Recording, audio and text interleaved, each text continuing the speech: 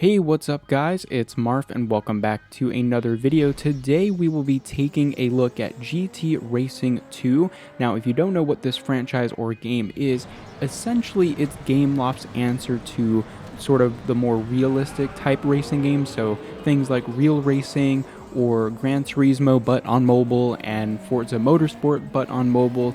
And this is actually the second game in the franchise, as the title suggests. And I am tempted to go back and look at the first one for a video. I've actually downloaded it and started playing through it, but with both of these games, since they're sort of modeled after stuff like Gran Turismo, there is very slow progression, and so I don't want to just have a video where it's just me with the starter car, although it is iconic to be sure. But today we're going to be taking a look at the second installment in the franchise because it's kind of Asphalt's forgotten cousin. You can definitely tell that there's sort of spices and little bits and pieces of Asphalt within this game. There's a lot of sound effects from Asphalt that carry over to this game, but you can also tell that a lot of the graphics, the way the engine works, and kind of the handling model can be derived from Asphalt. And obviously it makes sense, it's Gameloft Studios probably share technologies and engines and whatnot. So it was interesting to go back and play this game and compare to how Asphalt has evolved, especially because while Asphalt 9 is of course not the most realistic game out there, it certainly is more realistic than something like Asphalt 7, where you can just, do a huge jump at 350 miles per hour in a Bugatti and be totally fine. And so, yeah, I also just had a lot of fun playing this game, and especially as someone who isn't too interested in sim games right now, I found that this game is quite fun actually, especially on mobile. And one of the reasons, and probably the biggest reason, is because there is a really good sense of speed in this game. As I'm driving around, especially in my Audi TT RS, you can see that the sense of speed is really quite good, and I'm only going like maybe 111, 120 miles per hour, and it feels like well over double that speed. And especially when playing a game like Asphalt 9 at those lower speeds, it definitely feels like I'm going faster in GT Racing, and so that sort of leads to a more enjoyable experience in my opinion. And I'm always about the sense of speed. I think that's what makes racing games very fun and engaging, because if I have a racing game where it feels like I'm in a parking lot, kind of like what Forza Horizon 5 makes me feel like, I don't really have a lot of fun. I need to get that rush of adrenaline, and especially in the first person cockpit perspective, GT Racing definitely provides that sense of speed, and especially because of that camera shake, it helps a lot as well. So what exactly happened to GT Racing 2? It seemed like it got off to a pretty decent start back in 2013 when it released. The graphics looked amazing, there was a pretty decent car selection, and it was a free-to-play model when it released. Now, in my opinion, I think it just couldn't really keep up with Real Racing 3, and also the attitude that this game took was different than Real Racing 3, where Real Racing 3 was really trying to be connected to the actual racing world.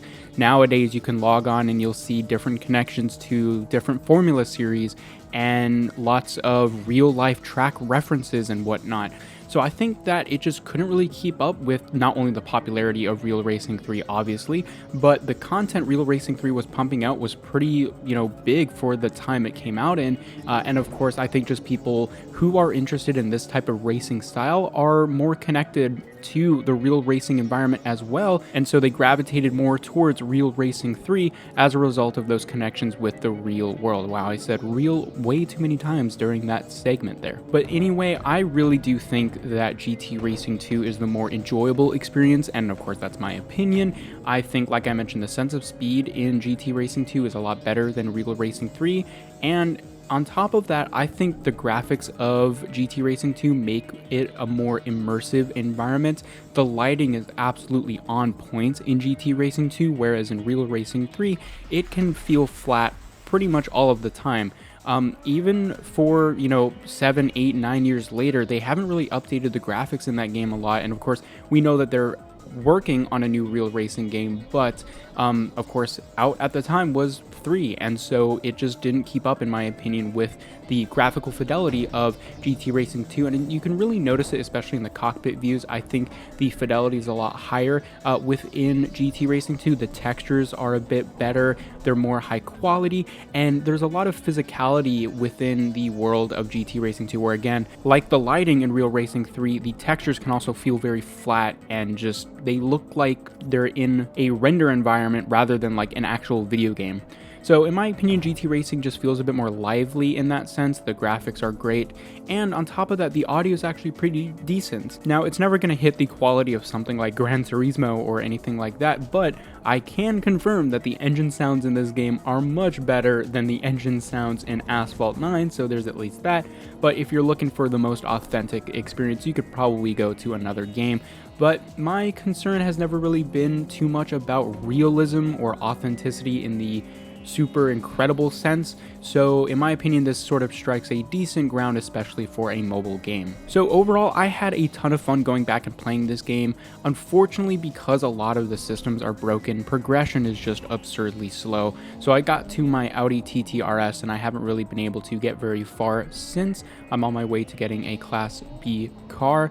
But yeah, overall, I find this game really enjoyable. Let me know what you think in the comment section down below, and I will see you guys later.